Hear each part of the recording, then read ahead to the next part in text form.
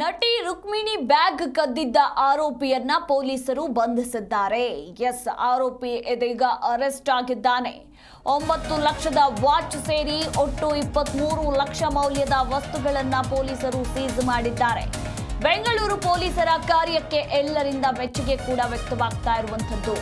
ಇನ್ನು ಮೊಹಮ್ಮದ್ ಬಸ್ತಾನ್ ಬಂಧಿತ ಆರೋಪಿ ಅಂತ ಹೇಳಲಾಗ್ತಾ ಇದೆ. ಕಬ್ಬನ್ ಪಾರ್ಕ್ ಪೊಲೀಸರಿಂದ ಆರೋಪಿಯನ್ನ ಬಂಧನ ಮಾಡಲಾಗಿದೆ.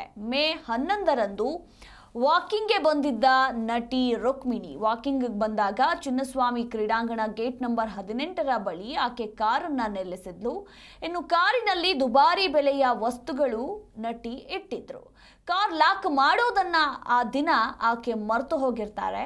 ಇದನ್ನ ಗಮನಿಸಿದಂತಹ ಕ್ಯಾಬ್ ಚಾಲಕ ಮೊಹಮ್ಮದ್ ಮಸ್ತಾನ್ ಕಾರ್ನಲ್ಲಿದ್ದ ಬ್ಯಾಗ್ ಅನ್ನ ಕದ್ದು ಪರಾರಿಯಾಗಿರ್ತಾನೆ.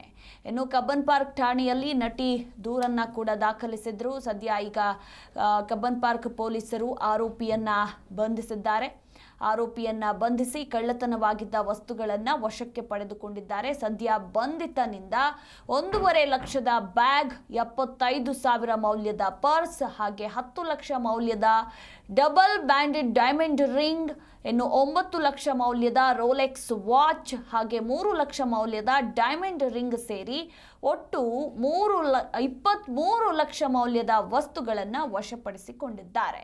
ಭಜರಂಗಿ ಸೇರಿದಂತೆ ಹಲವು ಸಿನಿಮಾಗಳಲ್ಲಿ ನಟಿಸಿರುವ ನಟಿ ರುಕ್ಮಿಣಿ ಬ್ಯಾಗ್ ಅನ್ನ ಕದ್ದಿದ್ದ ಆರೋಪಿಯ ಬಂಧನವಾಗಿದ್ದು, ಈಗ ಸದ್ಯ ಬ್ಯಾಗ್ನಲ್ಲಿದ್ದಂತಹ ವಸ್ತುಗಳು ಹಾಗೇ ಇದ್ದು ಪೊಲೀಸರು ವಶಪಡಿಸಿಕೊಂಡಿದ್ದಾರೆ. ಪೊಲೀಸರ ಈ ಒಂದು ಕಾರ್ಯಕ್ಕೆ ಎಲ್ಲರಿಂದ ಮೆಚ್ಚುಗೆ ಕೂಡ ವ್ಯಕ್ತವಾಗ್ತಾ ಇರುವಂಥದ್ದು.